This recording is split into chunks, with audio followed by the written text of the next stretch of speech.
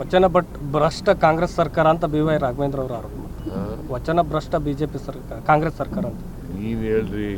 BJP ಅವ್ರು ಆರೋಪ ಮಾಡ್ತಿದ್ದಾರೆ ಸರ್. ನೀವು ಆರೋಪ ಅಷ್ಟೇ, ಸುಳ್ಳು ಆರೋಪಗಳನ್ನು ಮಾಡ್ತಾರೆ. ಆದರೂ ಸರ್ ಈ ಲೀಡರ್ಶಿಪ್ ವಿಚಾರವಾಗಿ ಸಾಕಷ್ಟು ಹೇಳಿಕೆಗಳು ಕೇಳಿ ಬರ್ತಾನೆ ಇದೆ ಮೊದಲಿಂದನೂ ಸರ್.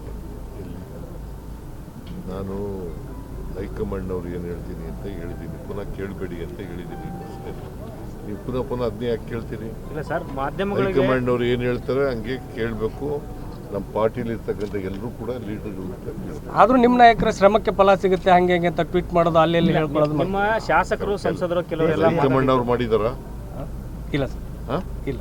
ಮತ್ತೆ ಬಿಡಿ. ಮತ್ತೆ ಅಲ್ಲ, ನಿಮ್ಮ ಪುತ್ರ ಯತೀಂದ್ರ ಅವ್ರು ಹೇಳ್ತಾರೆ ಇಲ್ಲ ತಂದೆಯವರು ಮುಂದುವರಿತಾರೆ ಡಿ ಕೆ ಸುರೇಶ್ ಒಟ್ಟು ಮಾತನಾಗ ನಡ್ಕೊಳ್ಳಿ ಅಂತ ಅವ್ರು ಅಂತಾರೆ.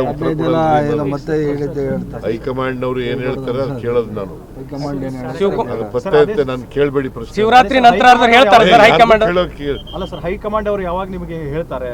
ಅದಕ್ಕೆ ಏನಾದ್ರು ದಿನಾಂಕ ನಿಗದಿ ಮಾಡಿದ್ದಾರೆ? ಶಿವರಾತ್ರಿ ನಂತರ ಏನಾದ್ರು ಆಗ್ಬೋದು? ಹೈಕಮಾಂಡ್ ಅವರು ವರದಾ ನದಿ ಜೋಡಣೆ ವಿಚಾರ ಸಾಕಷ್ಟು ವರ್ಷಗಳಿಂದ ಇರ್ತಕ್ಕಂಥ ಸರ್. ಪ್ರಮುಖವಾಗಿ ಉತ್ತರ ಕನ್ನಡ ಜಿಲ್ಲೆಯ ಜನರು ವಿರೋಧ ಮಾಡ್ತಾ ಇದ್ದಾರೆ. ಅದನ್ನ ಈಗ ಆಲ್ರೆಡಿ ನಾವು DPR ಮಾಡಿ ಗೌರ್ಮೆಂಟ್ ಆಫ್ ಇಂಡಿಯಾ ಕಳಿಸ್ಬಿಟ್ಟಿವಲ್ಲ ನಾವು. ಈಗ ಅದು ಆದಾಗ ನೋಡೋಣ, ಅದು ಅವ್ರ ಕೆಲಸ ಅಲ್ವಾ ಇನ್ನು ಮುಂದಿಂದು. ಅದು ಗೌರ್ಮೆಂಟ್ ಆಫ್ ಇಂಡಿಯಾ ಕಳಿಸ್ಕೊಡ್ತೀವಿ.